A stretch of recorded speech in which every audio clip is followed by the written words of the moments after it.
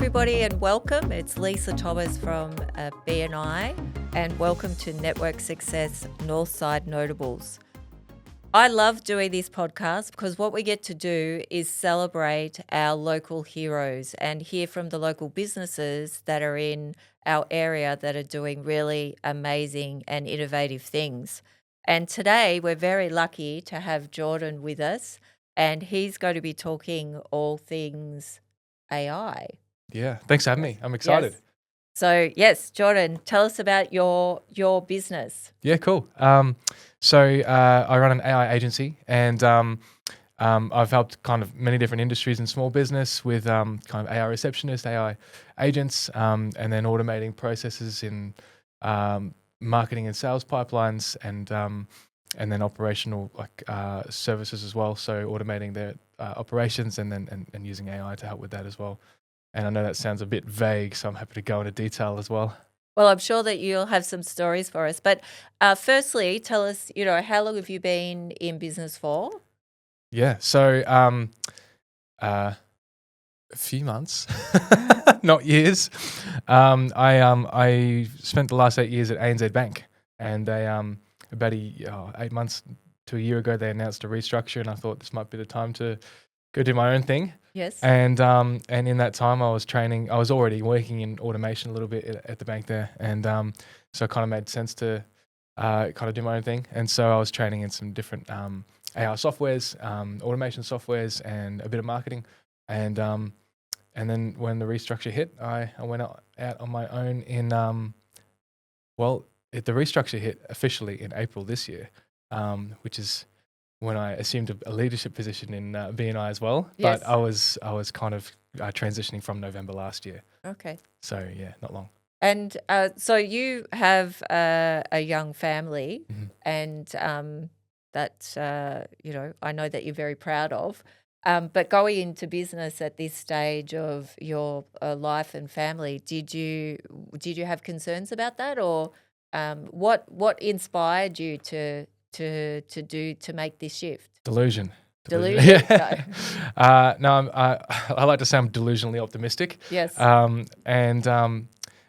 So I started, and we'll go into this, but I went from kind of a music background into hospitality because they obviously go hand in hand a lot of the time.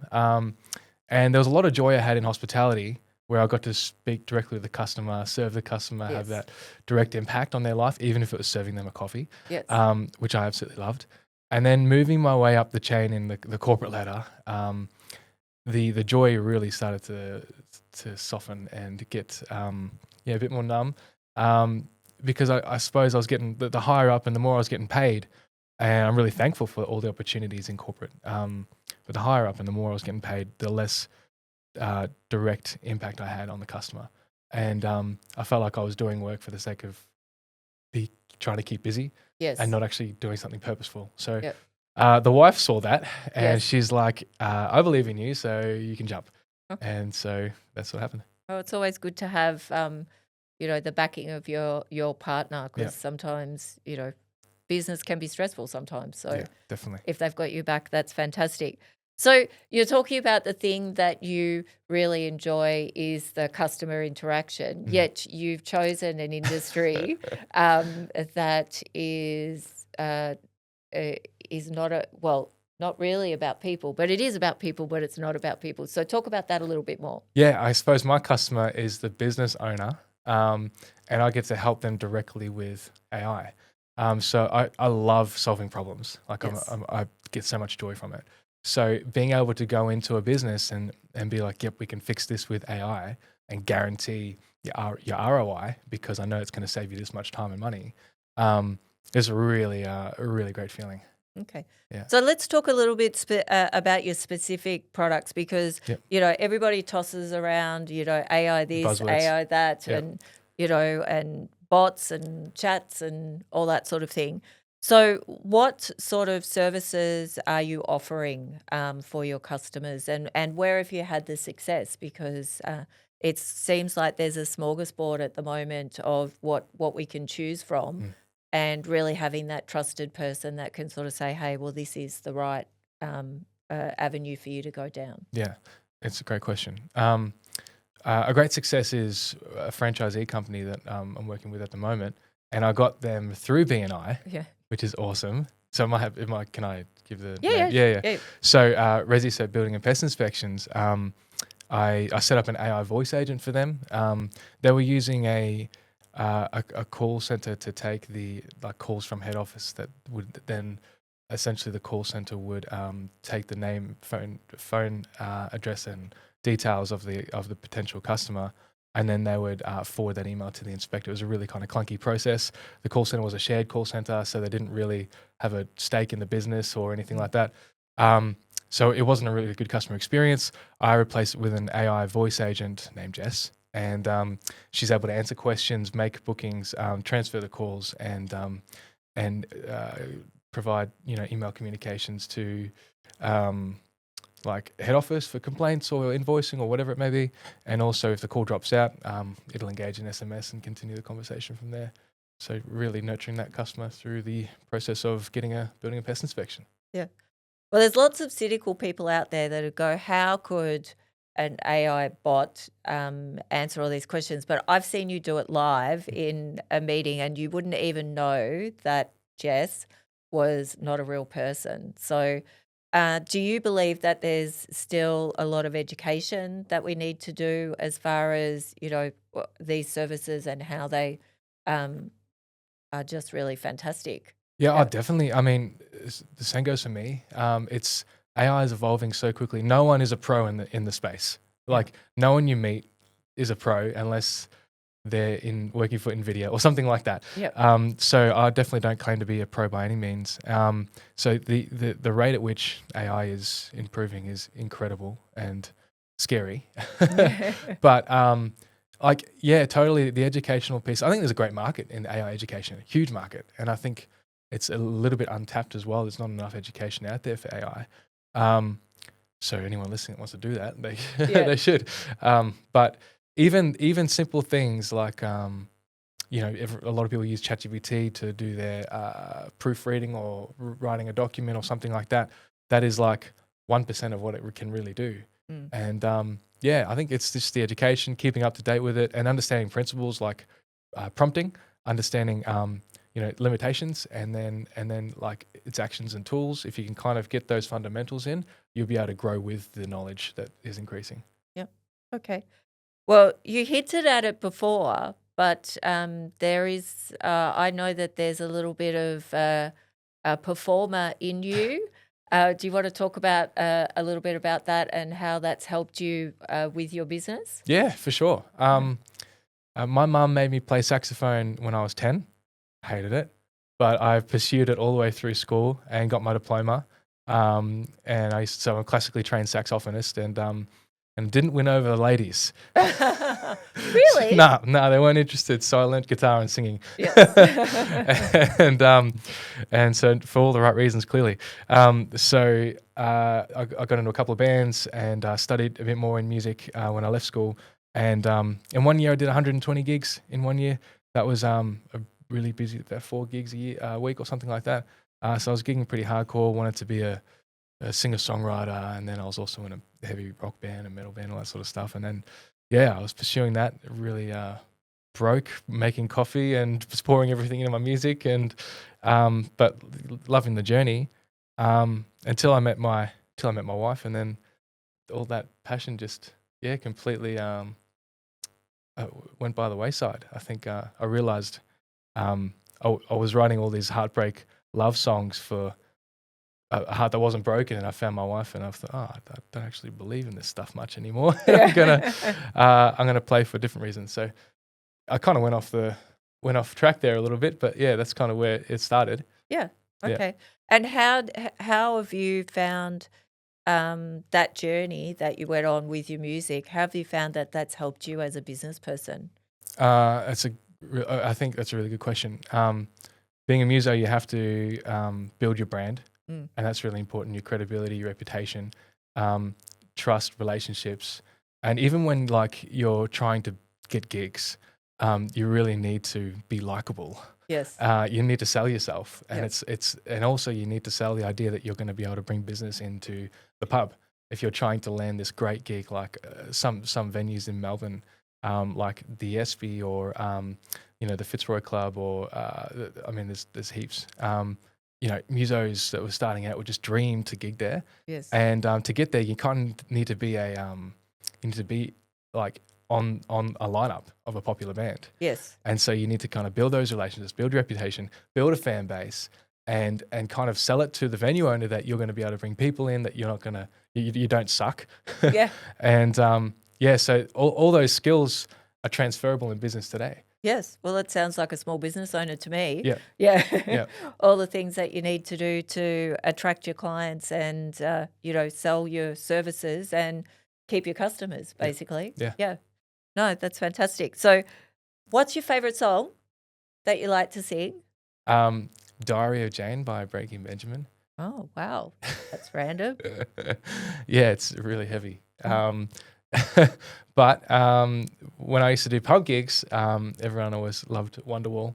Okay. You want to hear a funny story? Yeah, tell us the story. This is what podcasts are for. I know. Yeah. I used to busk when I was like 17, 18, between the nightclubs in Geelong, between Homies and Lammies and Home House. And so I would kind of wake up at like 11 p.m. and head out and start busking. And I broke up a fight with the song Wonderwall. So there was like 5-on-5 guys that were throwing fists at each other. And I'm like freaking out because they're right in front of me. What do I do? And I just started playing Wonderwall. And I was just singing, today is going to be the day that... And they all just stopped fighting and hit the chorus with me at the same time. And they were like, I said maybe. And we were singing this song together. And when the song ended, they were throwing down again. They were smashing each other up again. And then the cops came. But I couldn't believe I broke up a fight with Wonderwall. Well, that's a good story to have. Yeah, it's good fun. Lucky that you didn't get involved. Yeah, no. Yep.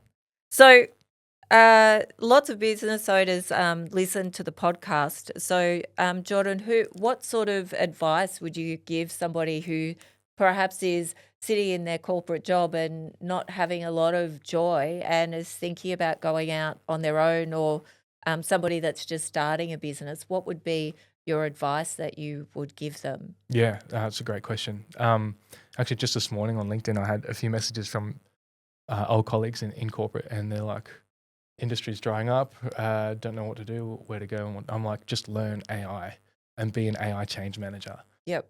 Because everyone wants to adopt AI in their businesses, and it's a transformation. It's a change management piece, and if you can do that, if you can just be a couple of steps ahead, whether it just be understanding agentic work in things like Gemini and ChatGPT, that's enough to get you ahead and be able to bring a team along the journey, and you'll be able to save them like a day a week in administration.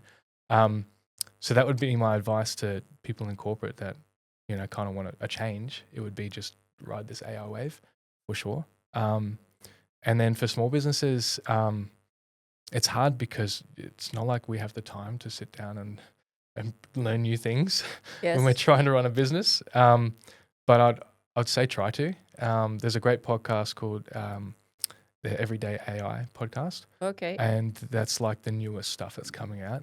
But at the same time, they talk about how you can apply it in your business, and strongly recommend it. They've been going for a couple of years. Okay. Yeah. Well, that was one of the questions I was going to ask you. I'm all over it. What book or podcast would you recommend for everybody? So you've answered that. So is there any tip? Is there any one tip that if somebody's looking at AI, or they really don't know where to start, they know that they could be utilizing things but haven't had a small business owner that's time for, what would you say to them? Come speak to me. Yeah, totally. Yeah, totally. I'm always available for chats too. Like, like anyone that has any questions, just hit me with it. Because I'm passionate about it, so I love sharing the information. I think my one piece of advice would be, if you don't think that this is going to impact you, you're wrong. And yeah, I know that's a bit morbid, but there'll be some form of impact coming your way. Yep. And it's not something we should be scared of. Just be conscious of. Yes. Yeah. Well, my husband talks to his AI all the time, Yeah. and they have full on conversations, and I'll be sitting there in the kitchen going, "Who is he talking Yeah. to?" Yeah. So you've been part of BNI for the start of your business. How has that helped you with your journey so far? Oh, it's been incredible. Yeah, Yeah. it's been incredible. I feel lucky that I got to join BNI at my infant stages of my business at the same time. So I'm really thankful for that. Um, but it's been huge for my business. I mean, I've been fortunate to still have a network, whether it be from the music industry, whether it be from corporate or other hobbies that I have, that I've been able to contribute to BNI. And likewise, it's contributed to me. It's BNI's responsible for at least 50% of my business, which I'm just so thankful for. Yeah. Mm. Okay, that's great. Now, the other day I saw on a video that you did that you were chopping wood, giving some tips. Yeah. So, do you want to tell us a little bit about that? Yes. Yeah. Well, I live in the country. So I live out toward Ballarat and just on a 1 acre block there. And we have a wood heater, and it's much nicer heat than the standard heater that you get in the home. So I chop wood, and I thought, gee, how can I leverage this time to produce some kind of content? So I thought I'd chuck on a lapel mic and set up a camera and chop wood and talk about AI, which is kind of completely two very opposite things. Yes, in contrast. Yeah. Yes. Yeah. No, that's great. So you've obviously got lots of great ideas and are really looking to see how you can help business owners be more productive. So how can people find you, Jordan? Yeah, I mean, you can find me on LinkedIn or Facebook or I suppose any of the socials. Yes. And of course my standard contact details as well, which I don't know, do I tell you now? Or Yeah, tell us. Yeah, so just like my main website's bizautomate.com.au, and then my email address is info@bizautomate.com.au. So you definitely be able to reach me there. Well, thank you very much for being with us Thanks for having today. me. It's great. Yeah. Cheers.